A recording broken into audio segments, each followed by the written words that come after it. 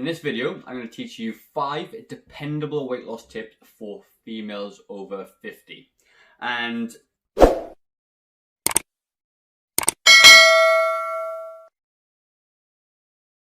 now, you may be wondering what's different about this. Well, I'm going to show you how to get results like these ladies here, or wherever I put them. And you can do the same thing. Just because you're getting older doesn't mean that you can't lose weight, okay? And so I'm Gavin, I'm co-owner of the Growing Younger program, and we help people over the age of 45 lose weight, get stronger, recover from injuries, and stave off the negative effects of aging. So if you just hang around for a couple of minutes, I'm going to teach you the 5 dependable weight loss tips for people over 50. The reason why they're dependable is simply because they always work no matter where you are on your fitness journey.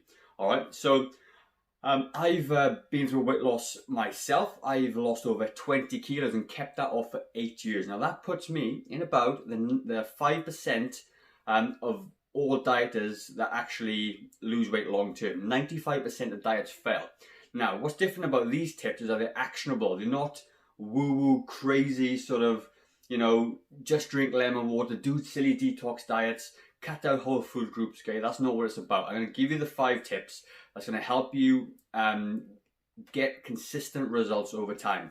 And you must take action, which I'm going to talk about at the end. So, before we get started, do me a favor, give this video a bit of a like and subscribe so you're not going to miss out on any of these other types of videos. And leave a comment telling me what your biggest problem is. And you might find that lots of people have got the same problems, and I can do a video based on the same problems that you have. Okay, let's get into it, okay?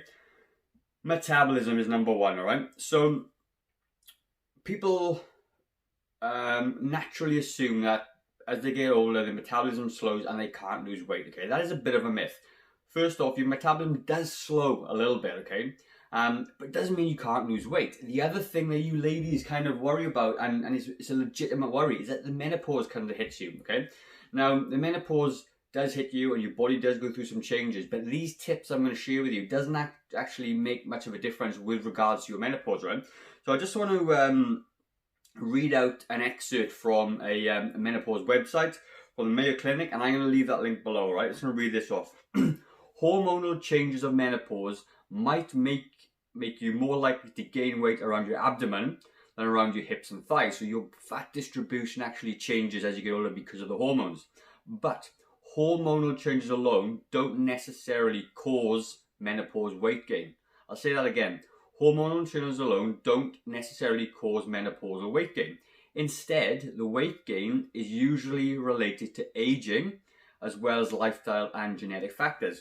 Now, that is quite exciting for you guys if you've been struggling to lose weight till this time. It isn't your hormones, okay? It is your lifestyle, and it is your general aging. Yes, your metabolism slows, but with aging and slow metabolism comes a couple of things.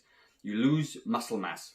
Big deal, okay? If you lose lots of muscle mass over time, and if I can, I'm going to put a little graph here to show you the numbers there, okay?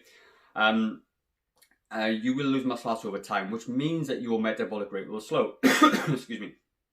Okay, when that happens, because your muscle mass is decreased, it doesn't burn as many calories at rest, and therefore you put a bit of weight gain on. It's kind of the middle-aged spread type scenario. It happens to men as well. With regards to the lifestyle stuff, okay, it means that you kind of do less activity, you don't do any strength training anymore because you're not quite sure what to do, and ultimately, you know, you're kind of in this downward spiral of your weight's getting bigger, you're getting heavier, your muscle mass is coming down, so you're kind of offsetting your body fat with your muscle, which then causes your metabolism to slow even longer. You kind of get a bit tired, you don't really want to do as much as you can because it's too hard to do, and all this comes into it. So menopause, so metabolism does play a kind of a big role in this, but with these tips I'm going to share with you, you can actually speed up your metabolism and obviously try and offset that just a little bit.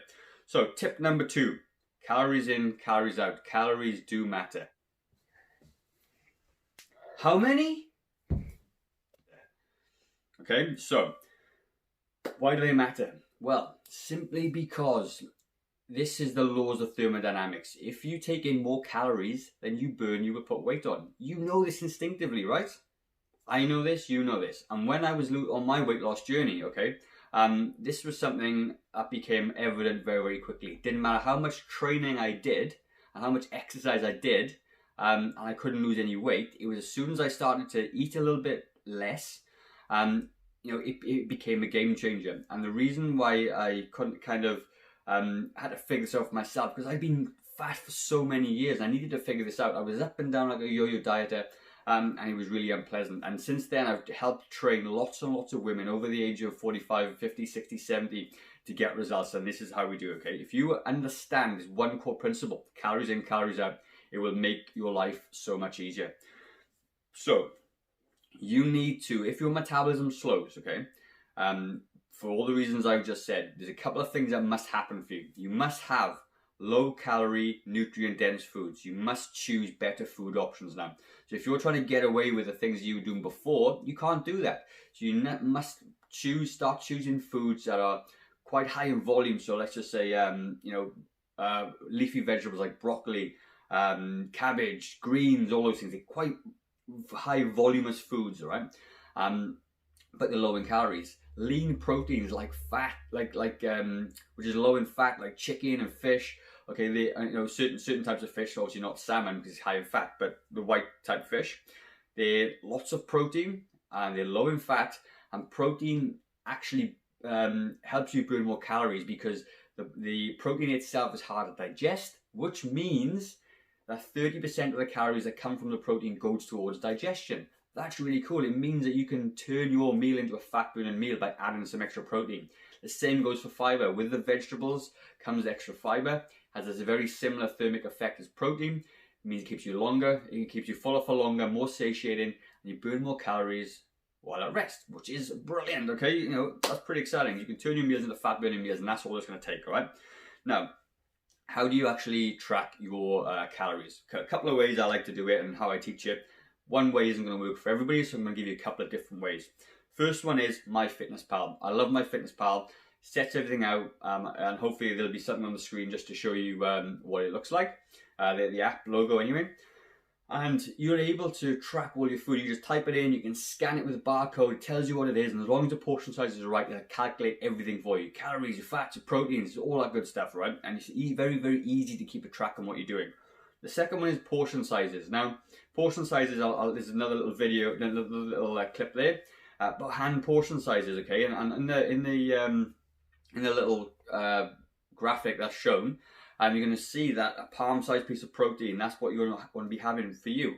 A handful of carbohydrates, a fistful of vegetables, a thumbful of fat. And they're how your meal should be created throughout the day, okay? And if you stick to those three, if you have 3 square meals just like that a day, you're going to be well on your way to losing the unwanted weight that you want, okay? The next one is Eat This Much. Eat This Much is free again.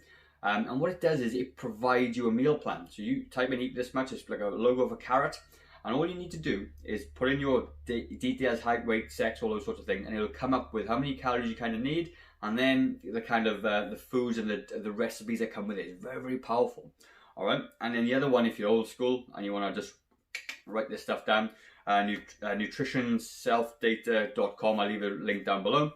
You can go in, you can just type in the food that you want. So let's just say you're going to eat some almonds, type in almonds, and come up with a list of the things. You choose the right one, note that down in a diary. So the next question you get is how many calories is, my puppy just walked in. How many calories is enough? Well, you don't know that yet. The calculators will give you a rough idea, but ultimately the best way to do this is test it for yourself. So what I recommend doing is to weigh today, track your calories for a whole week, weigh again at the end of the week, and then you can deduce from that result what's happened. Let's just say you didn't lose any weight. It just means that you need to decrease your calories a little bit, okay? And you can do that through exercise or nutrition. So what I recommend is that you do 250 calories from both. So you cut out 250 calories from your diet moving forward, and then add in some daily exercise, which equates to about 250 calories. That gets you in your calorie deficit. Then you keep tracking for another week, and by the end of week 2, you should see some fat start to move, okay? Now, the thing is with weight loss, it doesn't really happen straight away. It takes a bit of time, it's a process to go through. And once you figure this little thing out for yourself, you are going to 100% be in complete control of your weight, okay? This is a dependable way. So even if your metabolism slows down to the point where you need less calories than you did 5 years ago, this process will work. I promise you that, okay? Number 3, weight training and cardio.